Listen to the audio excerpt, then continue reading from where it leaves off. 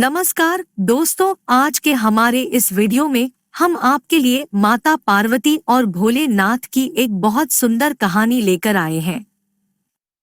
अगर यह वीडियो पसंद आए तो लाइक और शेयर जरूर करें और कमेंट बॉक्स में ओम नमः शिवाय लिखें। भगवान भोलेनाथ और माता पार्वती आपकी हर मनोकामना को पूरी करेंगे। एक समय की बात है। अमरपुर नगर में एक अमीर साहूकार रहता था। उसके कोई संतान नहीं थी, जिस कारण वह दुखी रहता था। संतान प्राप्ति के लिए वह हर सोमवार व्रत कर शिवजी की पूजा करता था। संध्या के समय मंदिर में जाकर भगवान शिव के आगे घी का दीपक जलाता था। उसकी भक्ति देख मां पार्वती प्रसन्न हुई और उन्होंने भगवान शिव से कहा, हे प्राणनाथ, ये आपका सच्चा भक्त है, कृपा कर इसकी इच्छा पूरी करे। तब भगवान शिव ने उन्हें समझाया कि पूर्वजन्म के कर्मों के कारण साहूकार की भाग्य में संतान नहीं है, लेकिन माता पार्वती नहीं मानी। तब भगवान शिव ने स्वप्न में उस साहूकार को दर्शन दिए और संतान प्राप्ति के वरदान के साथ ये भी बताया कि उसका पुत्र अल्प आयु होगा और उसकी आयु मात्र 16 वर्ष की होगी। यह सुनकर वो साहूकार प्रसन्न तो हुआ, लेकिन चिंतित भी हुआ। उसने ये सारी बात अपनी पत्नी को भी बताई। पुत्र के अल्प आयु होने की बात जानकर साहूकारनी भी बहुत दुखी हुई, लेकिन साहूकार ने अपने सोमवार के व्रत का नियम नहीं छोड़ा। कुछ समय बाद साहूकार के घर एक पुत्र का जन्म हुआ, जिसका नाम अमर रखा गया।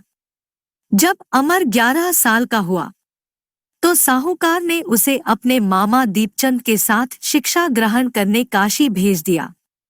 साहूकार ने उन्हें रास्ते के लिए कुछ धन दिया और कहा, जहां भी तुम रात्रि विश्राम के लिए रहोगे, वहीं यज्ञ कर ब्राह्मणों को भोजन करवाना।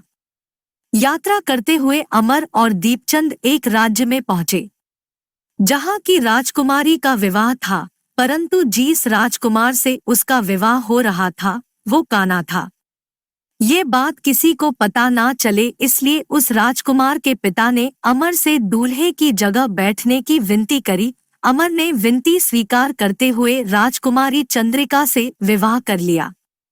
लेकिन जब विदाई होने लगी तब अमर ने राजकुमारी चंद्रिका को सारी बात बता दी और उन्हें अपने पिता के घर छोड़कर काशी चला गया।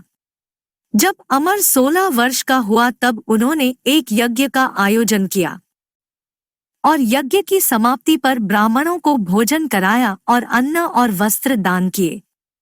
उसी रात निद्रा में अमर की मृत्यु हो गई। अब अमर की मामा दीपचंद जोर जोर से विलाप करने लगे। उसी समय भगवान शिव और माता पार्वती वहां से गुजर रहे थे। विलाप की आवाज सुनकर माता पार्वती ने शिवजी से कहा कि वो उस रोते हुए व्यक्ति का कष्ट दूर कर दें। तब भगवान शिव ने कहा, ये वही साहूकार का बालक है जिसे उन्होंने 16 वर्ष तक जीवित रहने का वरदान दिया था।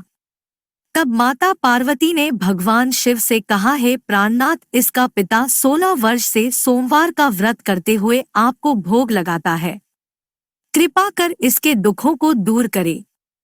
तब माता पार्वती की प्रार्थना सुनकर भगवान शिव ने अमर को जीवन का वरदान दिया। वरदान प्राप्त होते ही अमर जीवित हो उठा। उसने अपनी शिक्षा पूरी करी और अपने नगर की ओर वापस लौट गया।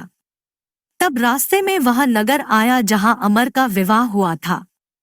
वहां के राजा और राजकुमारी चंद्रिका ने उन्हें पहचान लिया।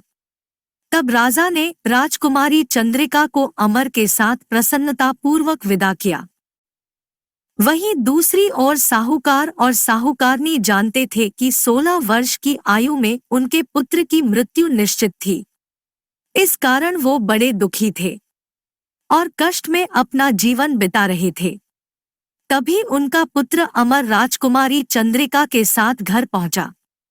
अमर को अपनी नवविवाहित पत्नी के साथ देखकर साहूकार और साहूकारनी बहुत प्रसन्न हुए। उसी रात भगवान शिव ने साहूकार के सपने में आकर कहा, हे श्रेष्ठी, मैंने तुम्हारे सोमवार के व्रत से प्रसन्न होकर तुम्हारे पुत्र को लंबी आयु प्रदान करी है। दोस्तों, इस प्रकार भाग्य में नहीं लिखे होने के बाद भी सोमवार के व्रत के प्रभाव से साहूकार को पुत्र सुख की प्राप्ति हुई।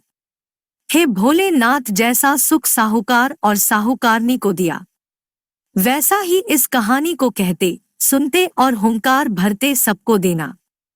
जय भोलेनाथ, जय माता पार्वती। श्री शिवाय नमस्तुभ्यं। हर हर महादेव, जय माता दी। ऐसी जानकारी देखने के लिए इस चैनल को लाइक, सब्सक्राइब और कमेंट करें। धन्यवाद।